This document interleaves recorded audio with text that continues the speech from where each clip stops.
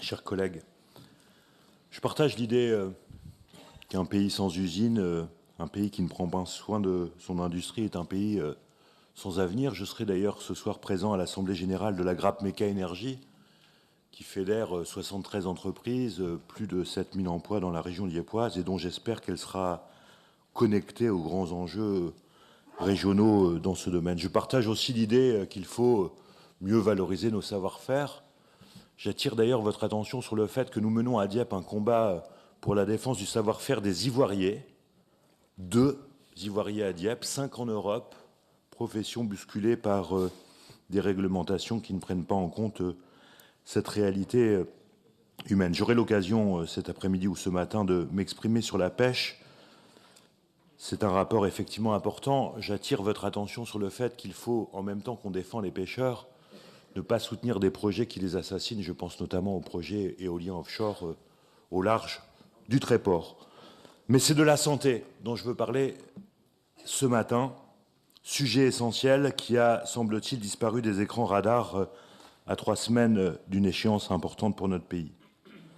On discute des costumes de Fillon qui n'a pas les moyens de se les acheter, du surmenage de Madame dans ses emplois successifs, de la dernière traite pour la réfection du manoir familial sartois et des sacrifices que cela engendre pour cette famille décidément dans le besoin.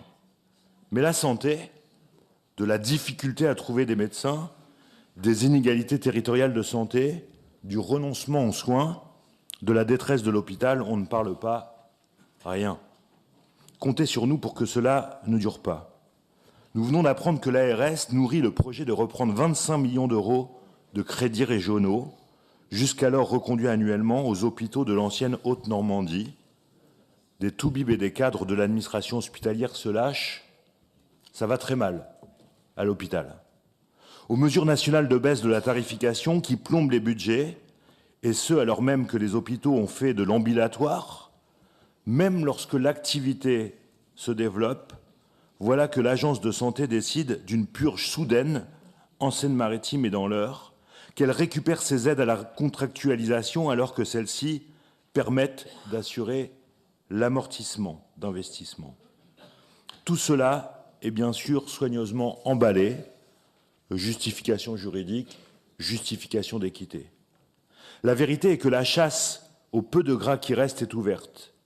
Je rappelle que lors du vote du projet de budget de la loi de financement de la sécurité sociale, Madame Touraine est allée à la télé se gargariser de parvenir à diviser par un facteur de 8 le déficit du régime général de la Sécu. Et cela au mépris de toute réalité. Au mépris de l'organisation hospitalière et des besoins courants de notre système de soins. Donc, in fine, des patients, de la population, en particulier des moins nantis qui n'ont d'autres possibilités pour se faire soigner que d'aller à l'hôpital d'à côté. Je le dis avec gravité, les parlementaires qui ont voté ce texte d'étouffement en seront comptables. À la colère des aides-soignants, des infirmières viennent désormais s'ajouter des avertissements de toubibs, de chefs de service, de cadres. Attention, nous disent-ils, situation intenable, quasi insurrectionnelle, m'a-t-on rapporté dans ces termes. On doit attaquer les dépenses de personnel et pas seulement les administratifs, dont on fait toujours semblant de croire qu'on pourrait se passer d'eux pour faire tourner la machine.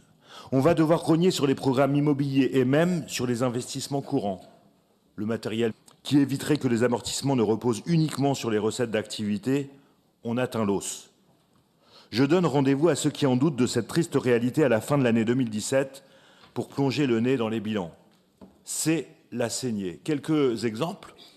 Dieppe, moins 2,5 millions. Seine-Eure, moins 5,9 millions. Le groupe hospitalier du Havre, moins 5,4 millions. Le CH des Hautes-Falaises, pour ne citer que cela, moins 3,2 millions. Nous avions tiré la sonnette d'alarme avant la fusion de la Normandie et des agences régionales de santé. Fusion mécanique à produire de l'austérité.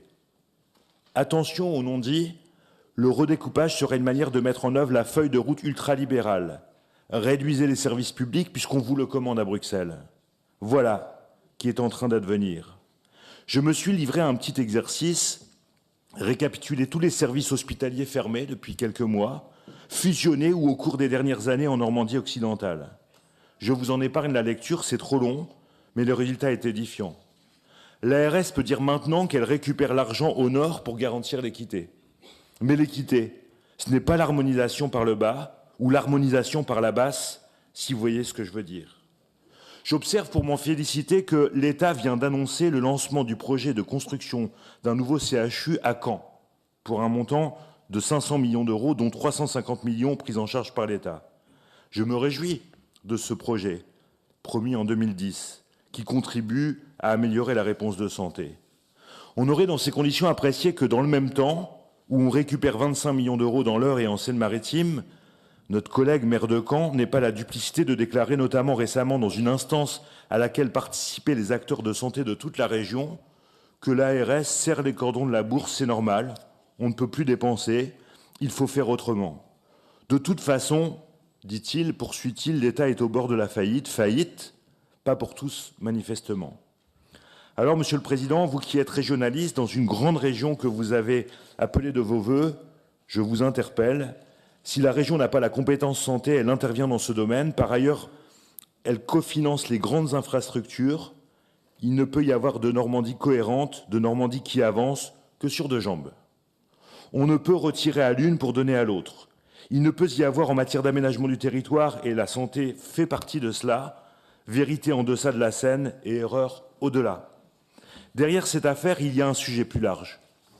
Où est l'État? Où va l'État? Encore une fois, à quelques encablures d'une échéance électorale essentielle, il y a matière à s'interroger. Où est l'État? Dans le no man's land du renoncement. Où va-t-il? À Bruxelles? Mais ça peut changer, ça doit changer. Changeons de veste, changeons de complet, changeons complètement le 23 avril. Ça nous concerne directement, cette affaire. J'en veux pour preuve, pour ne prendre qu'un seul exemple, le développement de l'axe Seine. Vous avez, Monsieur le Président, avec votre collègue d'Île-de-France, émis l'idée d'une fusion en une seule entité sous gouvernance régionale des ports du Havre, de Rouen et de Paris. Solution à vos yeux pour contrer la concurrence du futur canal à gabarit européen qui reliera le bassin de la Seine à celui de l'Escaut. Ce dernier projet, dont le financement vient d'être bouclé, 4,5 milliards d'euros, dont 1 milliard d'euros mis sur la table par l'État français, consiste à aménager une autoroute fluviale, comme vous le savez, sur 107 km, connectant la mégapole parisienne au port du Nord. Ce grand canal risque, si on n'y prend pas garde, de siphonner le trafic de conteneurs. Agissant comme un aspirateur, il relèguerait l'axe Seine dans un angle mort. Son bouclage financier est annoncé, alors que les alertes se multiplient sur la perte de vitesse du Havre et de Rouen relativement aux ports belges et hollandais. En cause, le sous-investissement public en France et donc un niveau de service inférieur pour les ports français par rapport aux ports concurrents. Rotterdam atteint aujourd'hui 7 fois le tonnage du Havre, comme vous le savez. La comparaison fait apparaître par exemple une très nette différence en ce qui concerne la capacité de transport ferroviaire. Elle est beaucoup plus développée à partir d'Anvers, Amsterdam et Hambourg qu'elle ne l'est depuis les ports normands. Le ferroviaire donne un avantage comparatif aux ports du Nord. Votre vision est qu'une fusion-régionalisation serait la garante d'une réaction rapide en matière d'investissement pour contrer la montée en puissance de l'axe Seine-Escaut. Vous avez donc annoncé avec votre collègue Pécresse vouloir faire étudier les avantages et les inconvénients d'une fusion. Posons avec la plus grande fermeté à cette fusion-régionalisation. Pensez-vous que Mme Pécresse investira dans les ports normands? Son souci à elle, c'est l'approvisionnement de l'Île-de-France. Et de ce point de vue, le canal Seine-Escaut va lui fournir une autoroute. Il y a plus grave.